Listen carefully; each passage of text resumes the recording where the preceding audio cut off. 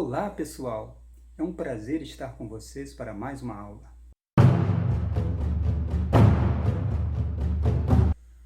De certa forma, pode-se dizer que a Academia Platônica e o Liceu Aristotélico foram instituições precursoras do que viria na Idade Média a ser conhecido como universitas, instituição que tinha como ideais formativos e educativos a paideia, conceito que abrange cultura, educação e formação, e a enkícleos, que significa o saber geral, a universalidade, que se conectavam na expressão enkícleos paideia, o que resultou naquilo que nós conhecemos como enciclopédia.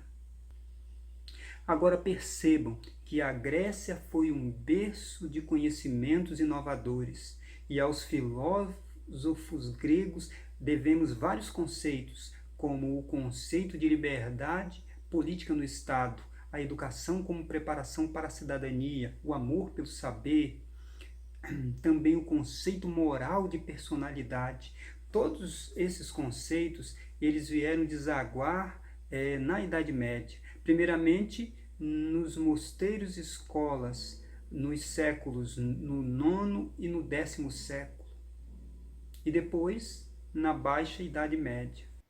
O currículo medieval ele estava organizado de maneira simples, no trivium, que era a gramática, a retórica e dialética, e no quadrivium, aritmética, geometria, música e astronomia. Outro detalhe interessante era a lectio e a disputatio, ou seja, a aula expositiva e o debate, que integravam o método escolástico de ensino. O que pode ser dito é que a universidade medieval era embasada pelos valores das três grandes religiões monoteístas, a hebraica, a cristã e a islâmica. Esses valores estavam entremeados com os conceitos da cultura antiga, greco-romana. Assim, a razão helênica deve ser iluminada pela fé e, portanto, desta relação simbiótica entre filosofia antiga e teologia medieval, racionalidade e espiritualidade, nasceram as grandes correntes do pensamento medieval, a patrística e a escolástica. Pelo olhar ocidental, a universidade nasceu nas escolas da Igreja na Baixa Idade Média. Como isso aconteceu? A Idade Média pode ser caracterizada pela ação de três vigorosas forças: a cultura clássica, a influência germânica e o cristianismo. A gente percebe essa cristianização no Império de Carlos Magno, o monarca bárbaro, que conseguiu criar um império. Ele percebeu que um povo, para ser forte, precisava de duas coisas: educação e unidade. Para isso, ele chamou para sua corte sábios eminentes como Paulo, Diácono, Pedro de Pisa, Rábano Mauro, Teodulfo, o poeta, entre outros. O Papa colocou à sua disposição cantores, mestres e matemáticos. Agora, o idealizador da política educacional de Carlos Magno foi um monge inglês beneditino de York chamado Alcuino. Como parte de sua metodologia, não escrevia livros complexos como os gregos, mas seu método educacional apresentava elementos da vida das pessoas, como o rio, a cabra, o lobo. Ele incentivava seus alunos a pensarem por si mesmos, através de questões lógicas. Por exemplo, como atravessar num pequeno barco para o outro lado do rio, uma cabra, um repolho e um lobo, sem que a cabra coma o repolho e sem que o lobo devore a cabra. Com Alcuino, a educação se renovou no Ocidente, chegando a possuir 3 graus: educação elementar, educação básica e educação superior.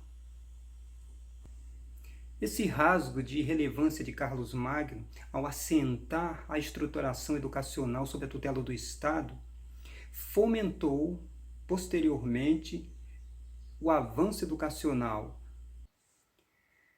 No século XII, As escolas dos monastérios e das catedrais, elas tiveram um notável desenvolvimento a partir dos estudos filosóficos e teológicos.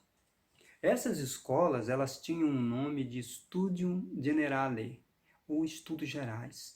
Foi na parte final do século XIV que esse nome foi substituído por Universitas. Meu objetivo aqui não é entrar na discussão do conceito de universidade, mas enfatizar que o conhecimento se espalhou por todo o mundo e o que temos hoje faz parte de um todo muito maior, que nos foram legado por inúmeros mestres e filósofos, a quem nós somos devedores. Como surgiram as universidades? Podemos dizer, resumidamente, que as universidades surgiram de 5 maneiras. Primeiro, universidades espontâneas foram aquelas que surgiram pela influência e autoridade de um mestre, como no caso de Salerno, Paris e Oxford.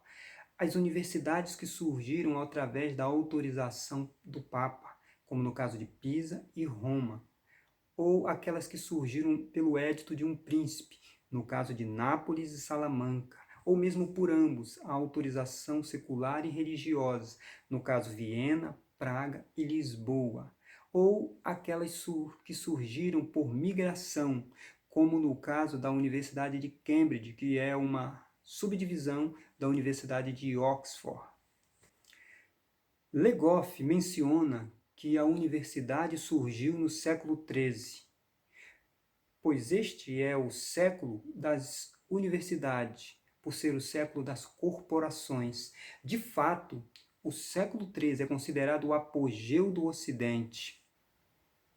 É nesse período que se impõe, pode-se dizer, o modelo que nós conhecemos hoje como europeu, que se originou com a urbanização, ou seja, com o surgimento das cidades, que contrastava com a Alta Idade Média, que fora um período predominantemente rural. A vida vai passar a acontecer, portanto, nas cidades, e é lá que vai se dar esse amálgama populacional, essa mistura de diferentes povos e pessoas. Também vão aparecer novas instituições econômicas e intelectuais, e há uma renovação do comércio, com a introdução do uso do dinheiro, daquilo que conhecemos hoje como dinheiro, naquela sociedade e seus subsequentes problemas. Pode-se dizer que o êxito desse momento foi a disseminação do saber. Com isso, o maior número de cristãos foram alcançados através das escolas urbanas, que atingiu por volta de 60% das crianças, dependendo, é claro, da região. Podemos chamar esse primeiro período da Baixa Idade Média de regime clássico medieval, onde as universidades atendiam diretamente aos interesses da Igreja.